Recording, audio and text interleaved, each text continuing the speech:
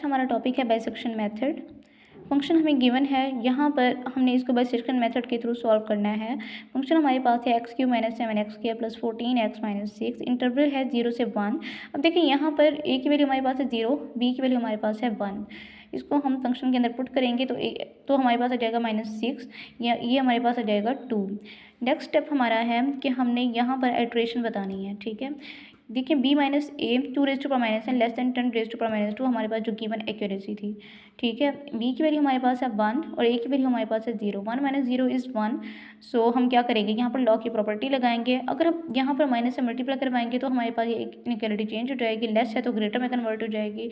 log 2 यहाँ पर multiply हो रहा है तो यहाँ आके डिवाइड हो जाएगा, तो आपके पास आ जाएगा 6.643। अब देखिए यहाँ पर 6.643 है, इसका मतलब है हमने 7 आइट्रेशन तक जाना है, ठीक है। 7 आइट्रेशन मीन P7 तक जाना है हमने, ठीक है। अगर कोई और क्वेश्चन हो, कोई और क्वेश्चन आपके पास हो और वहाँ पर ये फार्मूला लगाने से आपके पास एन की वैल्यू आ रही हो 13 पॉइंट समथिंग, तो आपने 14 आइट्रेशन तक जाना है, ठीक है। यहाँ पर हमारे पास 6.6 है, इट्स मीन यहाँ पर हम 7 आइट्रेशन तक जाएंगे।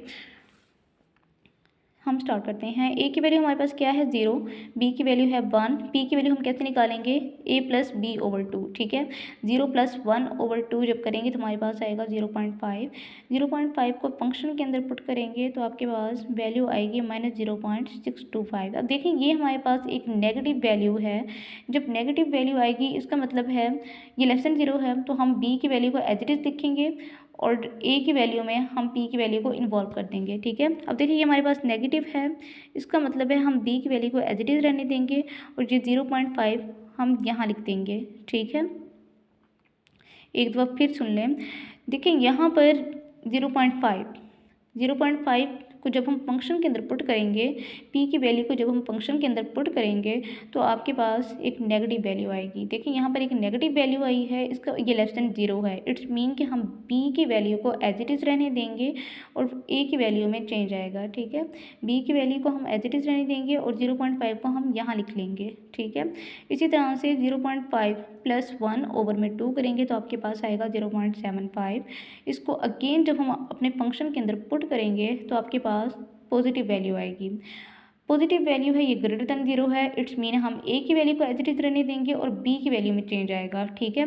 अगर नेगेटिव होगी तो b की वैल्यू को एज इट इज़ रहने देंगे, a की वैल्यू में चेंज आएगा। अगर पॉजिटिव होगी तो a की वैल्यू को एज इट इज़ रहने देंगे और b की वैल्यू में चेंज आएगा, ठीक है। ये बात क्लियर है यहाँ तक। अब देखिए यहाँ पर ये हमारे पास पॉजिटिव वैल्यू थी तो हम a की वैल्यू को एज इट इज़ रहने देंगे और b की वैल्यू हमारे पास हो जाएगी 0.75, ठीक है। अगेन जब p निकालेंगे तो आपके पास इन दोनों को जब प्लस करेंगे 2 पे डिवाइड करेंगे तो आपके पास आएगा 0.625। ये फंक्शन के अंदर पुट करेंगे तो आपके पास अगेन पॉजिटिव वैल्यू आएगी, ठीक है। इसका मतलब है हम a की वैल्यू को एज इट इज़ रहने देंगे और b की वैल्यू में हम चेंज करेंगे। अब देखिए a की वैल्यू को हम अगेन एज इट इज़ रहने दिया और b की वैल्यू हमारे पास है 0. जो p की हमारे पास वैल्यू होगी वो हम यहाँ ले आएंगे 0.625, ठीक है।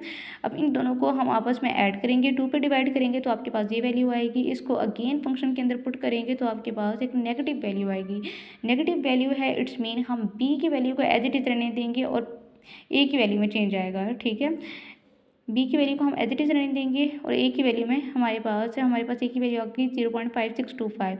दोबारा हम इनको ऐड करेंगे, 2 पे डिवाइड करेंगे तो आपके पास v की वैल्यू आ जाएगी 0.59375। इसको अगेन हम अपने फंक्शन में पुट करेंगे तो आपके पास पॉजिटिव वैल्यू आएगी, ठीक है। पॉजिटिव वैल्यू आ गई, इसका मतलब है हम a की वैल्यू को एज इट इज़ रहने देंगे और b की वैल्यू में चेंज आएगा। b की वैल्यू हमारे पास है 0.59375।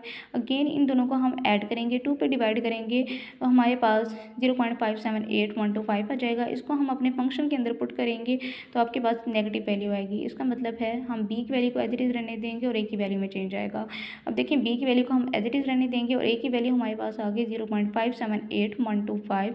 इन दोनों को जब हम आपस में ऐड करेंगे, 2 पे डिवाइड करेंगे तो आपके पास आ जाएगा 0.585935, ठीक है। अब देखिए यहाँ पर हमारे पास जो P7 तक हमने जाना था, 7 आइट्रेशन है, P7 तक जाना था। P7 की वैल्यू हमारे पास है 0.585935, ये आपका आंसर होगा।